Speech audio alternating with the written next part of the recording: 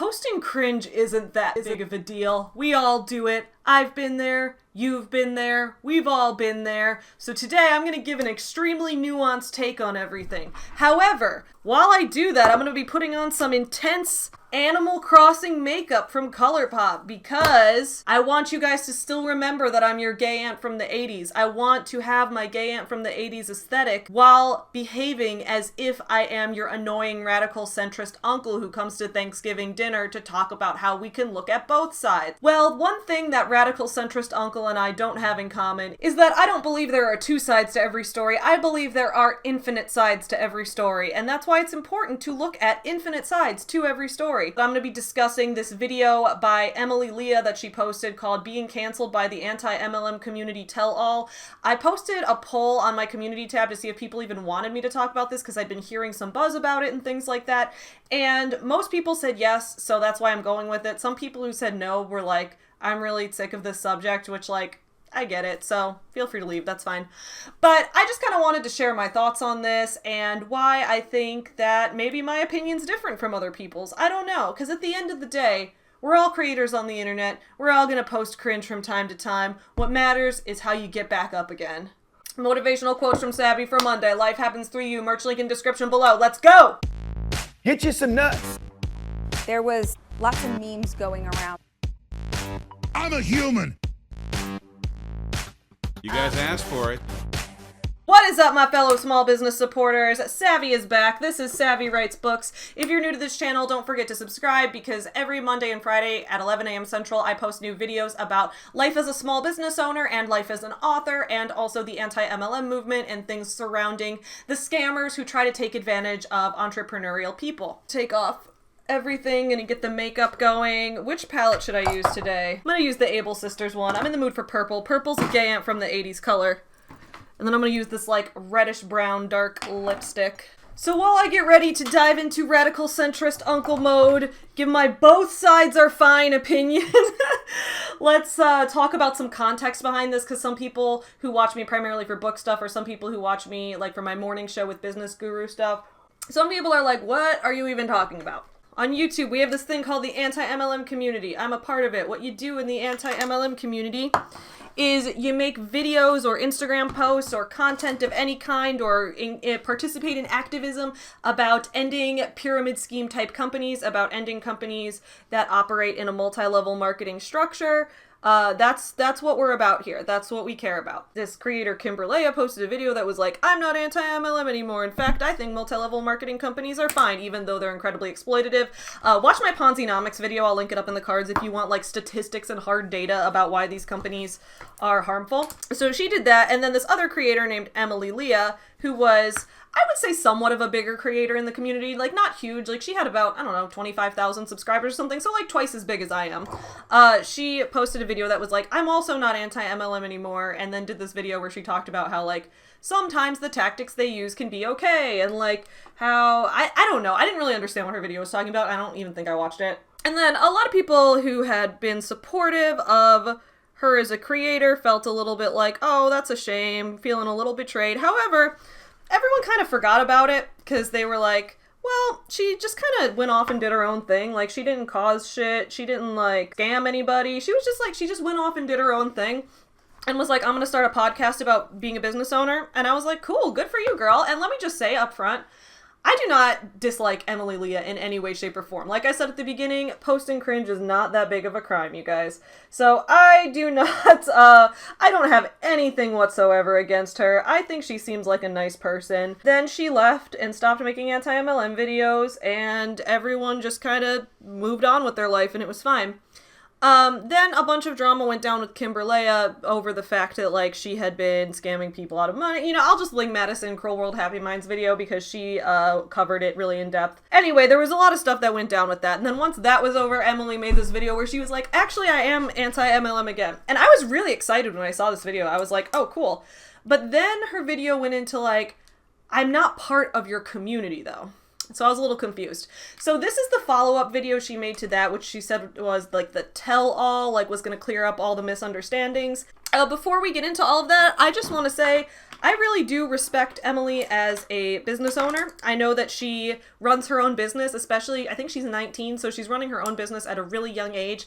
I will always respect someone who's trying to become a young entrepreneur. When I was in college, when I was around her age, I was trying to be a self-starter as well. I was trying to start up a greeting card line that went along with a webcomic that I created. And I was really into that creative and self-starter life, and I was trying to direct movies. I was really just trying to constantly start my own things.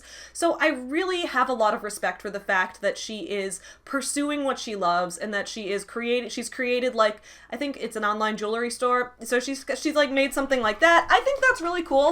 And I will never shit talk someone for wanting to be passionate about entrepreneurship. I think that's amazing, and I will always commend her for that. My makeup palette is so messy. We've got the Able Sisters palette here. We're going to be using the dark shade Serene Sable, and then we're going to be using Custom Design as like the medium shade. And while we do that, I'm going to be listening to Emily's video, so let me make my face a little bit smaller. Also, I know a lot of people have been saying things like, you should just instead, engage with her one-on-one in the comments, but she's turned off all the comments, so it's kind of hard to do that, so I think that's why. And a lot of people are also saying, like, well, maybe that's the intention, is that she wants people to make reaction videos to it, so she drives traffic to her channel. Y'all, I'm not here to speculate. I'm just here to look at what she says. Straw man argument is the death of good argumentation, so I'm here to look at what she's actually saying, and we're going to talk about that.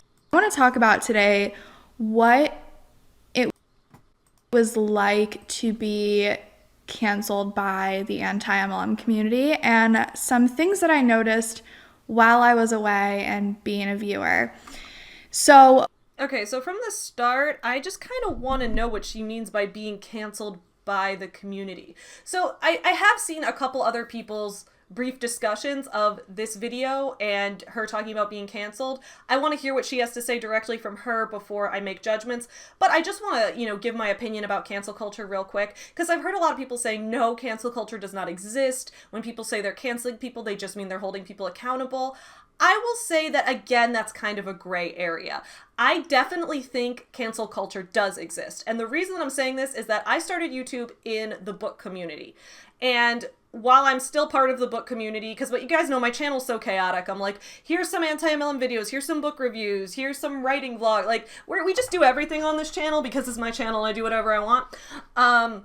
But because I started off being really deep in the booktube community, I saw how people could get canceled, and it would sometimes be like under the guise of accountability, but it was like people making spreadsheets to keep track of every creator's most problematic moments. Then if someone did get canceled, if someone did get an exposed video made on them, a lot of times they actually just never came back.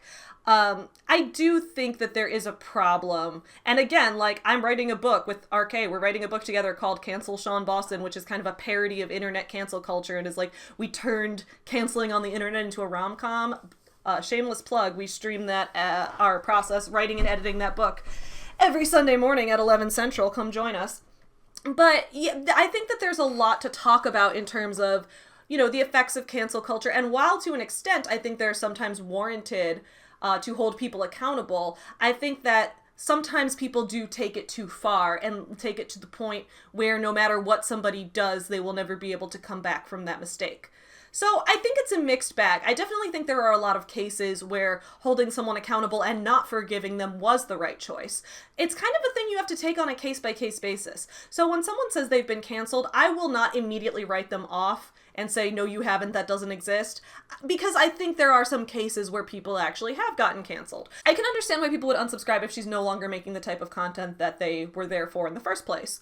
So I think it's just kind of, there's a lot of angles to this story, and I don't think this is a cut and dry situation, just like absolutely nothing in life is a cut and dry situation. My point overall was, when a lot of stuff was going down with people feeling manipulated by Kimberlea, with people feeling like she had used this movement to take down predatory companies as a way to only further herself, when that whole thing was going down, a lot of people brought up Emily Leah as an example of, we don't want to cancel people, look at the fact that we still support Emily Leah. Like, we don't watch her channel because she doesn't make anti-MLM content anymore, but we support her as a person. No one is saying that she's a problem. So I feel like she was explicitly not canceled. However, I do not read the entire community's minds. I am not the be-all, end-all of anything, so if she has some examples for how she felt canceled or how she felt badly treated, then I would be open to hearing them. When I first started posting anti-MLM content, it was, oh my gosh, it was about 1.5 years ago.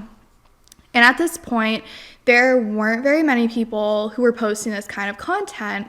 And so I kind of jumped into it. 1.5 years ago, I was posting anti-MLM content 1.5 years ago. Absolutely. And I was not one of the first creators in this community. I've been posting anti-MLM content since almost 2 years now. I might have been posting before she just grew faster than me. And on top of that, when I started posting, I was already a huge fan of the channel The Recovering Hunbot. I was already watching Monica Hayworth, who I'm now very good friends with. I was watching Genetically Modified Skeptic, who didn't always do anti-MLM videos. He does a lot of atheist content too, but what I like about him is that I'm not even an atheist, but I love his atheist content anyway. And now, like, his wife, the Antibot, she and I are really good friends, and we do collaborations, so it's like, there were actually a lot of people creating in this community. It's possible she just genuinely didn't know that or just wasn't watching them. But there were a lot of anti-MLM Reddit YouTubers around this time. That's how Illuminati started out, and I used to watch Q-Star a lot for doing anti-MLM Reddit videos. So yeah, there was an anti-MLM. It wasn't as strong of a community of people collaborating constantly, but the content was there. I was making it, so I'll give her the benefit of the doubt and think she's probably not lying intentionally, but I don't think this point is true. Being just a creator, learning as I was going, and I never really took the time to become a viewer to see what it was like from a viewer. If she's saying that she didn't think this community existed and it objectively did, then that would make sense that she just wasn't viewing the content, which I recommend. If you guys want to become a creator in something, you should view a lot of that thing. And once everything kind of unfolded of me being canceled, and the debate is... Okay, well, I wish that... And again, this is more of a content critique than anything, so Emily, do not take this personally. If you're watching, I don't think she's watching this. Don't take this personally, because this is a content critique. However, this is the thing I say about Classically Abby as well, and this is not a character flaw, it's more of a way you present information. It's generally good to define your terms up front to talk about what you mean. Like earlier I mentioned what I felt that cancel culture is, what I feel it is not, how I feel it sometimes functions, and how it's more of a gray area. That's my take on it and my perspective. She says she's been canceled, but has not really defined what that meant. And did she feel ostracized from the community? Did she feel like people were sending her negative messages? Did she feel like people were telling her not to come back? Like, what did being canceled mean to her? Because it's really hard to interpret what she means if she doesn't state that up front. And I understand the difficulty with that, because a lot of times I think, especially like she's much younger than I am. She's 19. So especially when you are in a younger mindset and you're newer to this kind of thing, it can be easier to get caught up in thinking, well, I know the definition of this. I know what this means. My audience probably will too. But the older you get, I think the more you realize that people interpret words and interpret meanings different ways. So you do have to kind of define it and be clear about what you mean, just so there's no confusion. So that's just kind of a suggestion for the future. Again, though, I don't know why Emily would take suggestions from me, because I have a channel half her size, but that's just my thoughts on this. Anyway, go ahead. Is cancel culture real? And yes, it is. It is. It's a very crazy trend that is happening. Some pointers that I want to talk about, because I think it's really important, whether you're in the community, you're a viewer, you're a creator. I was shut down, blocked out, and I couldn't really speak. I still to this day don't feel fully comfortable, and I don't want pity. Trust me. I don't. Okay, I think this is an interesting point. She feels uncomfortable being able to speak up about her experiences. And if there is a reason for that, I think that's important to talk about, because like I've said in the past, within any community, within any online sphere, drama is going to happen. I even made a post on Instagram and Twitter about this, about how drama is not an inherently bad thing, because you need to have some level of conflict between people if your community is thriving and passionate. If everybody just kind of agrees on everything all the time, the community is probably going to be dead to an extent. Either that or it's a cult, right? So I think it's important that there is disagreement and there is discourse that happens frequently, and that we do hear different things, and even if we clash, even if we have vastly different experiences, that were able to talk them out. I never want someone to feel uncomfortable speaking up or like they were shut down. But I want to know why she felt that way, because from everything I saw, and again, like I'm saying that I think that she's applying her experiences across the board, I don't want to apply my experiences across the board either. So I can say from my own perspective, everything I saw was people still being supportive of her. However, I can't read other people's minds, and there very well could have been people who were making her feel bad, and if they were, I don't support that. I think that's shitty. So the first note I have is talking about how I noticed as a creator this was a problem, being cookie cutter. Okay, so Alicia's would making an actual receive point. comments all the time that everybody's content was exactly the same. And I did take that pretty personally because I wanted to be a voice of difference, but once there were more creators, which I think was a good thing, it was a really bad thing, was having just all these creators because everyone became cookie cutters. Still to this day, I feel like as a viewer watching it, everybody was posting the same things. Still to this day, I feel like everyone just posts the same stuff. And I really am thankful that I was able to step back and watch it from a viewer point of view and see what people were posting so that way I know what not to do. Okay, again, guys, I'm pausing because I don't want to get copyright claimed. I don't want the YouTube bots to come for me. The YouTube algorithm does not like me recently. I gain and lose the same 40 to 70 subscribers every 3 to 5 days and have been since the beginning of 2021. I don't know what's going on. Maybe I'm just posting cringe all day. I don't know. I would need an example. Like, when she says it's the same how? Like, people are doing what? Like, to an extent, if we're all in the same genre, we are going to be similar in that we are all going to be talking about why multi-level marketing companies are harmful to society and to individuals, because that's our overall thing. It's like, if you were like a beauty YouTuber, you would be doing like makeup and skincare tips and you would talk about that in all your videos. That doesn't mean every creator's the same though. It just means that everyone has a common goal. So that, you know, that's the thing from the start. But I feel like there's so much variation. Like, for example, let me think of a few creators. So like, talk about my channel. On my channel, I do a lot of book reviews because I'm from the book community, right? And I'm an author and I'm a business owner. So I do a lot of videos where I review either anti-MLM books or self-help books from the business world, or I review books from MLM training materials that people have sent me that they were given by their upline back in the day. So I do a lot of anti-MLM book reviews. I have a whole playlist for that. I'll link up in the cards. That's a main thing I do. I also do a lot of videos where, you know, I was a debate team kid for a while and I was a debate coach professionally for a while. So I do a lot of videos where I break down different arguments from a debate perspective and from like a logic and rhetoric type of perspective. And I find that interesting. So I do a lot of videos on that. Those two things are not really things I've seen a lot of other people doing. Some people have done some book reviews and I support them and I you know, lift their videos up. My friend Kat Benson is a licensed dietitian and she does a lot of videos reviewing like Beachbody and their products and how a lot of MLMs that support like health and fitness and things like that are having people who aren't licensed to do these things and end up giving bad advice. And she talks about it from the perspective of being a body positive dietitian. Highly recommend her channel. You know, my friend Monica, she does a lot of videos that cross over with the true crime world. So she does like anti-MLM true crime stuff, like when someone who was in Amway got murdered or something like that. So there's a lot of crossover between those two worlds, and she does a lot of reporting on those things where she kind of tells a full story.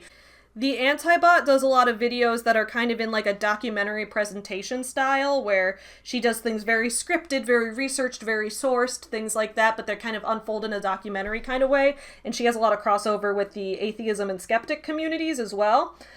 So she does something a little different there. There are a few channels that do a lot of reaction videos, but they each bring their own personality and their own experiences to the table. And not all of us do reaction videos. I mean, I do reaction videos sometimes, but it's not my main thing. So I mean, you guys know I'm the person who has like a million different genres of content on my channel, and I don't plan to stop that. I like what I do. So I think that I can't think of examples of people who are the same. I can just think of a million examples of people whose videos are very different and come from very different perspectives. But again, if she has an example of like, for example, this creator and this creator both do a reaction to the same Beachbody team call every Friday. Like, if you have that, like, I need to know what you mean. I don't want to be cookie cutter. I don't want to be going and, what do you mean? you know, Like, posting what types of essentially the videos? same content that I was, because I have a different experience now. Yeah. I have a different experience that is something that I'm able to talk about, and people might not like it. It's going to be problematic, but it needs to be spoken about, because this needs to be addressed and talked about. Okay, so to an extent, I can give her some credit here for her saying that, like, she doesn't want to be cookie cutter and that she wants to talk about her unique experience. And her unique experience in this case is someone who kind of left YouTube for a while and is now coming back after looking at it from a different side. I think that is a great perspective to give. I just feel like you need to be more detailed with the way that you give it, but I do think it's a good perspective. At the same time, like, I'm still not convinced that there's a problem with people all having too much of the same content, though, because... And again, I don't want to say that because I haven't seen it doesn't mean it's not there. Like, because again, I'm not an all-knowing person, but I think it would be helpful if you showed some examples, because from what I've been hearing from most people, a lot of people don't understand what this point means either. So let's talk about manipulation, because this has been a topic and a word that has been thrown around left and right by the anti-MLM community. Mostly the anti-MLM community is manipulation. A lot of people talk about so manipulation. That's not a community people are thing. trying to twist this narrative that I'm being manipulated by someone, and I want to make this very clear. She's talking about here. When I first heard this, I was like, why? But then it pieced together. Being manipulated by one person is totally different. Try being manipulated by an entire community. Yeah, I went there.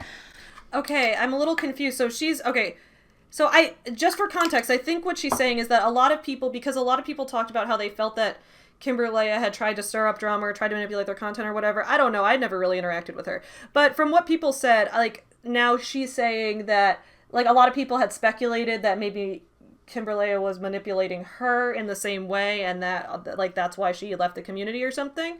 I think that's what she's saying, and that she's saying here that, like, that's not what happened. She actually felt manipulated by the community as a whole. But again, I would ask how, and I don't know if she's going to go into that, but, like, who manipulated her? And I know that other creators are going to agree. The pressure that you have in your DMs to rush and create certain videos is so strong. I know that this community of anti-MLM doesn't like to hear this. I understand that. I think that as a creator, you do experience that. Like, I experience that as a creator too. However, a couple things. One, that's not a community-specific problem. That happens in literally every community. Like, when I was in the book community, it'd be like, oh man, an author did something, or oh man, a new book is coming out, who's gonna be the first to review it? That's just how YouTube is. Like I said, YouTube algorithms are a fickle mistress, right? It's a fickle beast. So that's really just, like, algorithmic stuff that really has nothing to do with the community. Now, when it comes to people in your DMs asking you to make content, you're not required to make it. I'll give an example. You guys know I've done a whole long series on Rachel Hollis because I've reviewed her books and because, you know, she's been involved with MLMs and things like that. People also know that in addition to that, when I talk about being a business owner, my business is producing books and plushies based on real rescue dogs. So everyone knows that I'm also a dog person. Now, and especially a rescue dog advocate and that kind of thing. Lately on Reddit and in my DMs and things like that, there's been something going around about how after her divorce, Rachel Hollis adopted a rescue dog, and now the dog has not been seen on any of her social media for months, and people are worried that she gave the dog back or that she abandoned the dog in some way. And I get so many messages of people being like, you need to cover this. When are you going to cover this? When are you going to cover this? It's like, you're the rescue dog advocate, and also you criticize this business guru all the time, so, like, when are you going to cover this? I want to hear your thoughts. I could consider that what she's saying here, which is the pressure. However, I've basically told people this outright, which is that there's no information out there about this topic. I can look all I want. If this did happen, which it kind of seems like it did, then she kept it well hidden. I'm not going to be here to speculate. I'm not a person who likes to report on things that don't have a source. I think speculating often causes a lot of conflict in the world because it's very easy to get something wrong. So I've told people outright, basically, no, I'm not going to make that video. And I've told them why. And pretty much everyone's been understanding to be like, yeah, I guess you really can't report on something where there's no story, because I come from a journalism background. So, like, I don't know, I can't report on something that's not there. I can't report on a lack of something, like the dog is lacking from social media. Okay. So I get that there's pressure, and I get that there's a lot of people in your DMs. However, I think this might just be another thing that comes with age, which is you have to learn how to say no when something isn't going to work. So if she was feeling a lot of pressure from people to put out new content really fast or to rush it or things like that, I understand why she might feel that way, but you also have to learn to be comfortable being like, you know, I can't. And I get it. I get the pressure all the time to put out more videos, and when I took a break around Christmas and New Year's, I felt really guilty. Like, the workaholic thing is real, and, you know, blame capitalism, blame society, whatever. It's a real pressure that we feel. I get that. At the same time, though, I don't get how that ties to manipulation. She's talking about how she felt that the entire community, which would include me, and I've never DM'd her information, but the entire community has manipulated her by making her feel pressured. That's not what manipulation is. At least, I don't think so.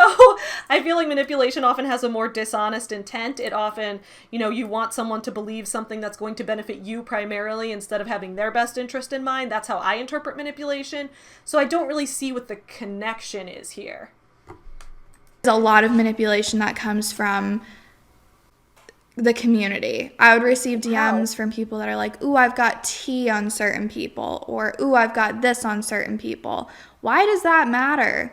Why does that matter? Though? Why do we post anti-MLM content? For a movement, to prove a point, to talk about topics that we want to talk about.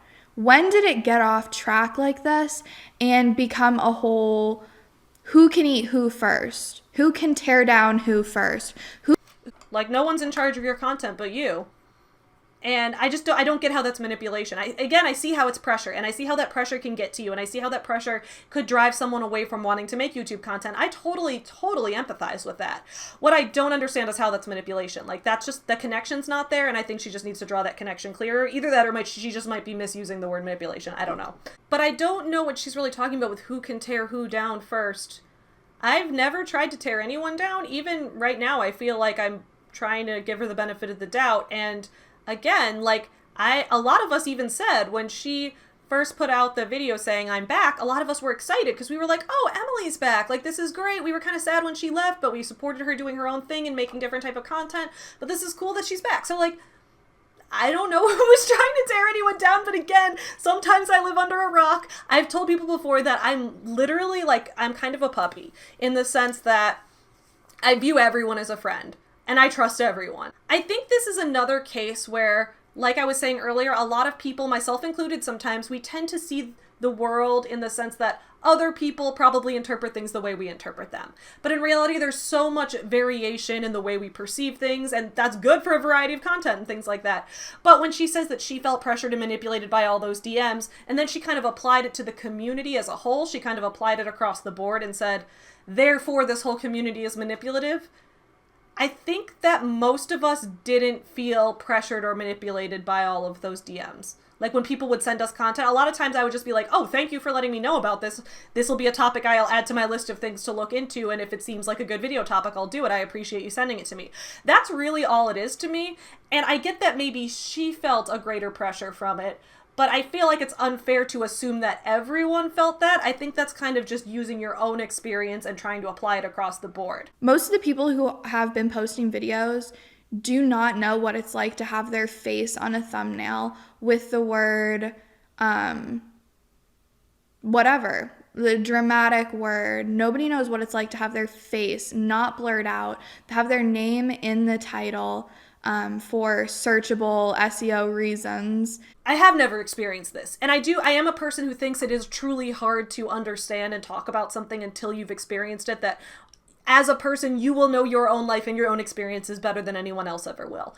So because I haven't been canceled as far as I know, I haven't seen any commentary videos bashing me. I feel like I've been insulted on a few internet forums, but like, I just kind of brush that off. I get some hate comments sometimes, brush it off. It's the internet, y'all. It's not that big a deal. But you're right that I haven't had my face in thumbnail, so I can't fully understand that experience. And like, from an empathy perspective, I can imagine that's really scary, and I can imagine it's really Like, it probably gives you a lot of anxiety. Like, I know I would probably get a lot of anxiety. But I do get what she's saying here and how that would be stressful. At the same time, the comment about living rent-free in people's heads, like, that's kind of what being a public figure is. You want other people to be thinking about you because you want them to be thinking about your content. You want them to be thinking about what you're saying.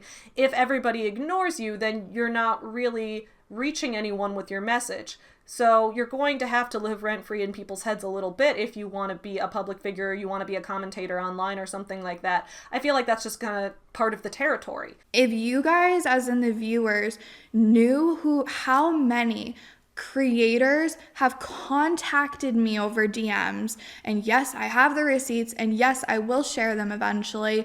I just need to deal with things on the side first and make sure everything's in place. That's fine. I think the problem with this video is I think she's trying to refer to things subtly as if we all just know what she's talking about, but I genuinely don't. I feel so lost. And actually, when people first started mentioning there's drama in the community like months ago, I started worrying that, like, maybe I wasn't considered part of it, or maybe people didn't know about me, or people didn't care about me. I was worried because I was so unaware of what was going on but it turns out it was just between a couple of people, and a lot of people had once again assumed that everyone else was aware of it and that everyone else was in on it, when in reality, it was really just a couple people. This is really just an interpersonal conflict. All of this time, turning people against each other inside of a community makes the movement look like a joke. I've had so many conversations with people who are in MLMs who are actually, in fact, in my videos, and I will tell you, the majority of them view the anti-MLM movement as a joke because of this, because it turned everybody in. Okay, but... And I can appreciate that she's talking about that she is talking to people who are in MLMs and getting their side. Again, y'all know I hate the straw man argument. So I like that she's trying to avoid it by getting people's actual opinions straight from them. I agree with that. I support that. However, I need more specifics. What about they think it's a joke because we have conflicts within the community? Everyone has conflicts. In fact, I would argue that we are less cult-like than some other groups, because if we have conflicts, that means we are open to hearing dissenting opinions, which is important. And with dissenting opinions, there will always come interpersonal conflict because humans are emotional beings and not rational robots. You know what I'm saying? I don't know. Trust me, I wanted to jump on camera so many times and be like, where are people getting this stuff? Where are people coming up with this shit? It's a mess. It's wrong, it's disappointing, and it moves away from this whole topic. It's really hard to defend yourself on social media because it's identified as drama. It's okay for someone to go and post a video bashing you, making allegations that aren't true, spinning narratives, spreading. I agree to an extent with what she's saying, where it's like people sometimes feel like if they defend themselves, it's like, oh, you're just feeding more into the drama. I get that, and I do think that's a really unfair thing to have happen. At the same time, I also don't know what the allegations were, because I would imagine that if people were making allegations about you or spreading rumors about you, I don't know anyone who wouldn't consider that drama as well. At the end of the day, I think drama should be welcomed. Like I've said, I don't actually have a problem with it. I don't think it derails things that much. In fact, I think it shows that people are opinionated and thriving. Look at the fucking beauty community, dude. Look at all that the YouTube makeup community's been through. Their community's still alive and well, dude. People are still, doing new beauty tutorials. I watch my friend Ava. Shout out to Ava. I'll link her in the description below. I watch her for beauty tutorials. I didn't know how to do makeup at all till I watched her.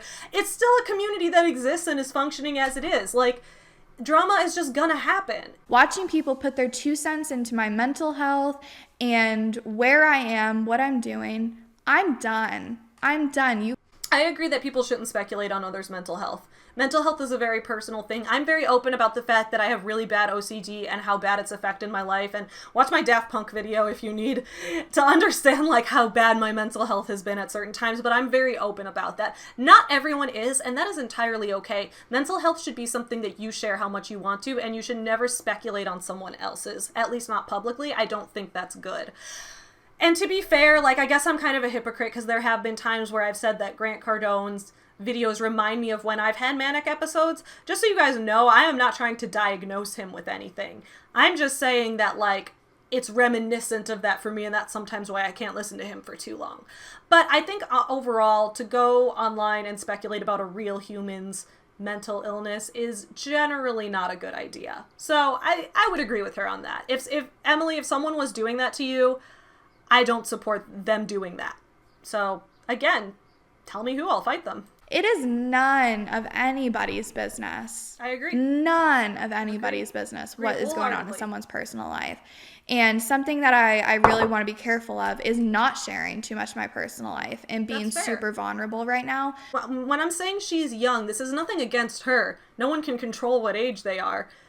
But I think that this is a thing where it's like, when you've been around on the internet for a while, you notice that this is a pattern. So this is not an anti-MLM community problem. Like I said, I came from the book community, which is a million times worse.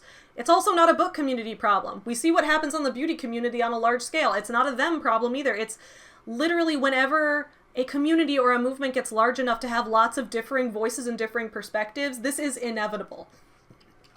And in a lot of people's cases, are there some people who are manipulative and bad people who are trying to tear other people down for their own gain? There probably are. I think it's statistically likely that every movement will have some bad people like that. However, the fact that drama exists often stems from people, like you said, wanting to defend themselves and someone else feeling like someone else's defense of themselves was an attack on them. It's a difference in perspective. It's a difference in communication styles, and it's going to happen in every community. And so for those of you who are in your late 20s or your 30s, you will probably remember what the early days of the internet were like. I think that this is just a phase that the internet goes through. It's just a regular cycle, and it doesn't mean that it should. It doesn't mean that it's fair. I think we should all be consistently working to change that.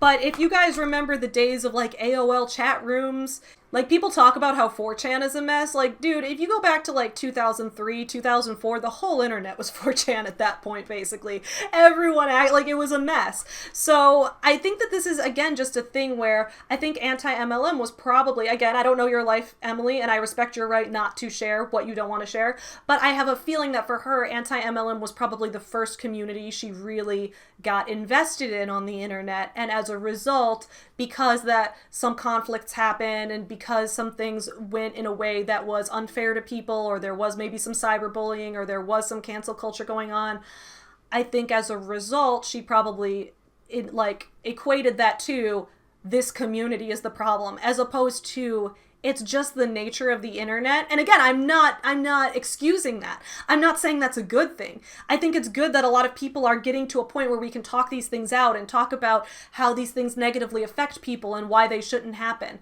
But it's just not really accurate to claim that it's the problem of one community. Literally any other internet community is the same way. When I was watching all these videos pop up about me, I was like, why don't they have anything else to talk about? Why don't they go and talk about themselves?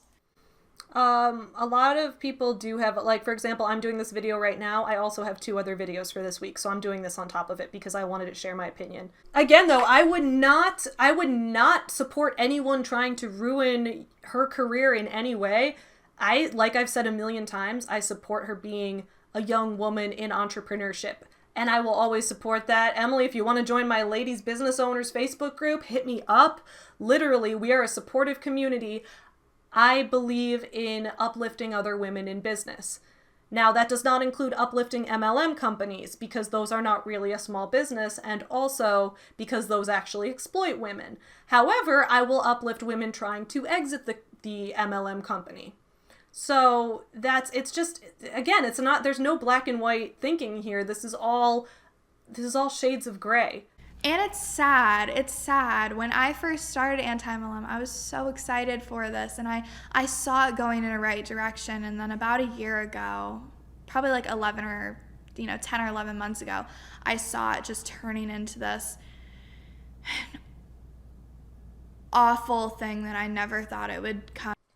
Okay, so the thing is that the anti-MLM movement, pieces of it have been around for a while, right? We look back at like John M. Taylor and the studies that he did decades ago. We look at Robert Fitzpatrick and creating Pyramid Alert and all of the things that he's worked on, and now his new book and his former book, False Prophets, and all of that. So these pieces of the movement have been in place, but the social media element of the movement and the online creator piece has kind of been new. It's been more within the past 5 years or so that I've noticed. The anti-MLM subreddit, I think, started in 2011, but it really picked up steam that I noticed around 2016 or so. I first started realizing how bad MLMs were around 2015 when I graduated from college, accidentally went to an MLM interview, then started my own business and started seeing them at craft fairs, right? So over time, this has been getting spread more and more, and the subreddits gained a lot of traction recently, and the YouTube community over the past 2 or 3 years has really only started existing, and more people have started creating things. So it's not that the movement was turning into something bad, it's that the community online was gaining more people, which means gaining more perspectives, which means a greater probability for conflict to happen. And I just want to say, just a millionth time so people know, I do not support anyone being mean to Emily or insulting her mental health or speculating on it or anything like that. I do not support that. I'm just saying that I think that this is not a community-specific problem. This is what happens when every online community grows. And not just online community, this is what happens when any group of people grows. You start to get conflict because you have a greater variety of people and perspectives. And I don't think, just on a human level, I don't think there's any way to avoid that. But if you have one in mind, let me know in the comments. So I want to be clear on something. In this video, she does specifically say multiple times that she's going to have a follow-up and going to have more to share. As you guys know, I give people the benefit of the doubt until the very end, and I'm going to continue to do that here. I believe that there might be something that really she does need to talk about. I don't think it was the right move to make this video right now, because all it's done is kind of get people fired up. It's got people feeling like we're being mischaracterized. It's gotten people feeling like they're being accused of something they didn't do. So really, I feel that all this particular video did was start more conflict. However, I still will be willing to listen to her side and hear what she has to say when it comes to showing what specific things actually happened, because I know that sometimes down the line, people can expose something that no one really realized or something like that, and I do want to know her side. Again, guys, I come from a journalism background. I'm all about hearing every potential side to the story. I don't think that anyone should be canceled. I'm not a believer in cancel culture. If you want to talk more about that, I know that I have some friends who think that, cancel culture is not a real thing and that it's just accountability, and I personally disagree with that. However, I'm, willing to talk about that as well, because I think that's an important topic to really delve into when it comes to the different ways that people perceive things on the internet. I'll see you guys again on Wednesday, where I'm discussing anti-MLM conspiracy theories. I'll see you then, or I'll see you tomorrow morning on my live stream at 8 a.m. Central. In the meantime, though, please don't forget to support small businesses. That includes Emily, y'all. She's got a small business. Check her out. If it's something that you like, support it. I support women in business regardless of everything else. Y'all are great. I will see you then. Have a great Monday, friends. Bye! Hit you some nuts. There was lots of memes going around. I'm a human. You guys asked for it.